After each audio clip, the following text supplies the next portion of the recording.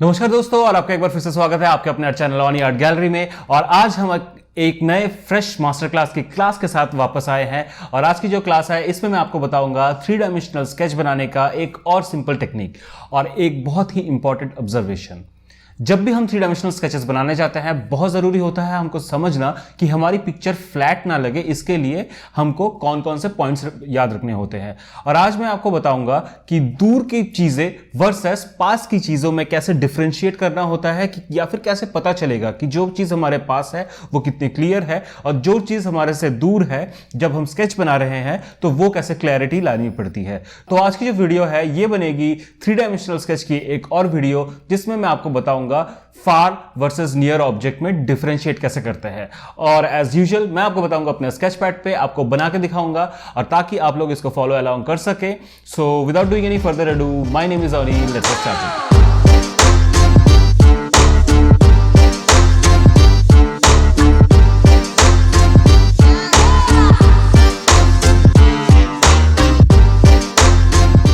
तो चलिए दोस्तों शुरू करते हैं हम आज की master class.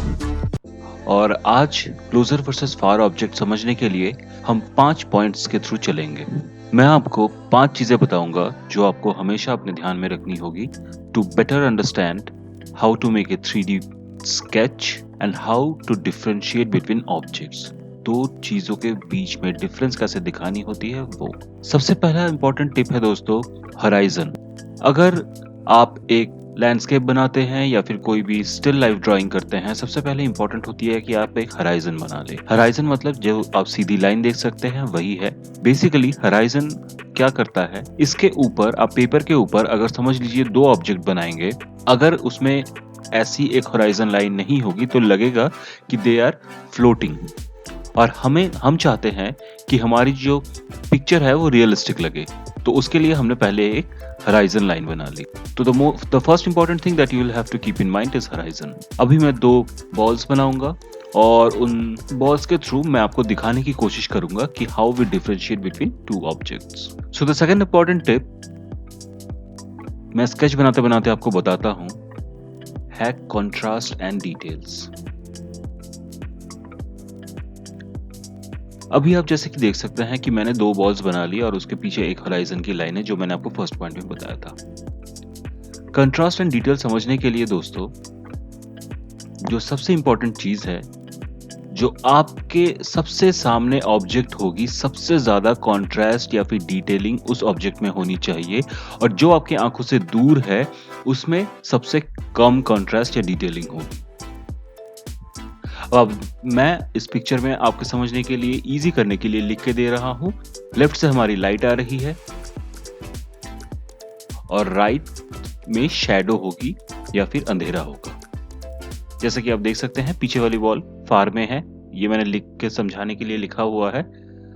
But having said that, हम आज जो स्केच बनाएंगे इसमें हम एस्टैब्लिश करेंगे कि जो दूसरी वाली बॉल है वो कैसे फार में दिखाएंगे। अब आप देख सकते हैं जो कॉन्ट्रास्ट एंड डिटेल हमारी सेकंड पॉइंट चल रही है, उसके लिए मैं पीछे वाले जो बॉल है उसमें धीरे धीरे एक साइड पे शेड डाल रहा हूं, बट ये मैं हल्के हाथों से कर रहा हूं so that it is not very much detailed. वो ज्यादा क्लियर नहीं होनी चाहिए। आप जब भी दूर की तरफ देखते हैं या फिर आप बाहर कोई लैंडस्केप देखते हैं तो जो दूर की पहाड़ियां होती है फॉर एग्जाम्पल, वो आप देखेंगे कि काफी धुंधली सी दिखती है, और आपके सामने जो घर हो गया या फिर जो रास्ते हो गए वो काफी क्लियर होते हैं, because the nearer object has A final level of contrast and detailing. तो सारी की सारी जो डिटेलिंग्स होती है वो आपको सामने वाले ऑब्जेक्ट पे करनी होती है। Which brings me to my third important point, that is shadow. अभी आप स्क्रीन पे देख सकते हैं कि मैं बॉल्स की एजेस पे और नीचे की तरफ शैडोज कास्ट करने की कोशिश कर रहा हूं या फिर शैडोज बनाने की कोशिश कर रहा हूं। शैडोज हमारे वॉल को एक रियलिस्टिक लुक देगी, क्योंकि ऐसा लगेगा अगर लाइट, जैसा कि आप देख सकते हैं कि लेफ्ट साइड से ऊपर से आ रही है, तो अगर लाइट ऊपर से आती है, लेफ्ट साइड से आती है, शैडो राइट पे बनेगी। इसका मतलब हमारी जो बॉल है वो एक सरफेस पे है। It's in a surface, that's why the light is coming from the left and it is casting a shadow at the bottom right side. अब जब मैंने जो बैकग्राउंड की बॉल है उस पे कम कॉन्ट्रास्ट और डिटेलिंग के साथ शेडिंग कर दी है। Now we will come to the front one और द फ्रंट बॉल। और जैसा कि पिछले पॉइंट से आपको याद होगा कॉन्ट्रास्ट एंड डिटेलिंग से, we are now trying to give a little bit more contrast और डिटेलिंग। हम इस पे ज्यादा डिटेलिंग करेंगे हमारी सामने वाली बॉल पे। Which brings me to my fourth point.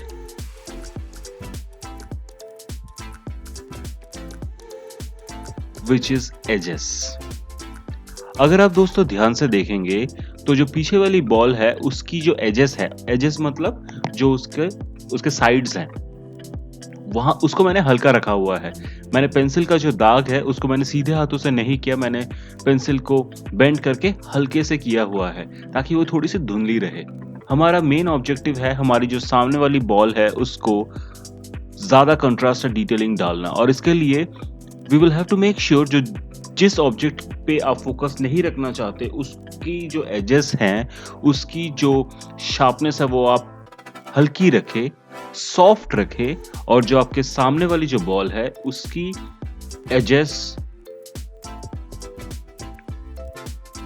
को ज्यादा शार्प रखें।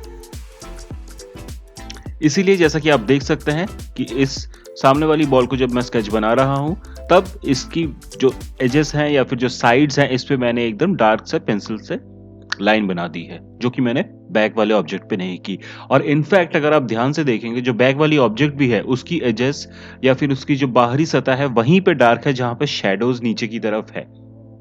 बिकॉज वहां पे शेडोज है इसीलिए वो डार्क दिख रही है। अदरवाइज अगर जैसा कि स्क्रीन पे आप देख सकते हैं लाइट अगर लेफ्ट से आ रही है, इसके लिए जो टॉप लेयर है वो सबसे ज्यादा मैंने हल्की रखी हुई है। And this brings me to my fifth important point which is saturation. Saturation is almost similar to contrast and detailing. अगर आप कलर पिक्चर बनाते हैं तो सैचुरेशन ज्यादा समझ में आएगी कि ज्यादा सैचुरेटेड या फिर ज्यादा कलर्स किसमें दिखेगी हमको, पास वाली ऑब्जेक्ट में या पीछे वाली ऑब्जेक्ट में। अब जैसा कि आप देख सकते हैं अगर हम ब्लैक एंड व्हाइट स्केच बना रहे हैं तो जो मेरी सामने वाली पिक्चर है वो ज्यादा सैचुरेटेड होगी, वहां पे मैंने ज्यादा डार्क डिटेलिंग की हुई है। और आप जैसे देख सकते हैं स्क्रीन पे जो सामने वाली बॉल है उसकी शैडो ज्यादा डार्क है कंपेयर टू द बैकग्राउंड वाली जो बॉल है उसकी शैडो, बॉल का जो नीचे वाला हिस्सा है वो ज्यादा शार्प है, वो ज्यादा ब्लैक है। और जैसा कि मैंने आपको बताया था कि लाइट ऊपर के लेफ्ट से आ रही है जैसे कि हम स्क्रीन पे देख सकते हैं, इसीलिए मैं जो बॉल है उसके टॉप वाले को बिल्कुल हल्का कर दूंगा ताकि ऐसा लगे कि वहीं पे लाइट आके हमारी आंखों की तरफ रिफ्लेक्ट हो रही है और इट इज शाइनिंग। तो आशा करता हूं दोस्तों कि ये वाली जो वीडियो है आपको अच्छी लगी होगी, ये वाली जो स्केच है आपको अच्छी लगी होगी, और ये वाली जो 5 पॉइंट्स है आप हमेशा अपने स्केच को 3 डायमेंशनल बनाते टाइम याद रखिएगा। Point number 1, horizon is important. एक लाइन इंपॉर्टेंट है जो आपके पिक्चर की बेस तैयार कर देती है ताकि वो फ्लोटिंग ना लगे। Point number 2, contrast and details. सामने वाली जो भी ऑब्जेक्ट बनाएंगे तो उसमें ज्यादा कंट्रास्ट एंड डिटेल्स होनी चाहिए, ज्यादा डिटेलिंग होनी चाहिए। फॉर एग्जांपल अगर आप फेस बना रहे हैं तो सबसे ज्यादा कंट्रास्ट एंड डिटेल एकदम नोज या फिर आईज के होगी और सबसे कम बैक ऑफ द हेयर पे होगी। Number 3 point is cast shadows. जहां पे आपको लगे कि लाइट का ऑपोजिट एरिया है वहां पे जरूर आप शैडोज बनाइए और डार्क शैडोज बनाइए। Number 4 is edges. दूर वाली पिक्चर की एजेस या फिर दूर वाले ऑब्जेक्ट की एजेस सॉफ्ट होंगी और सामने वाली ऑब्जेक्ट्स की edges sharp. And number 5 is saturation.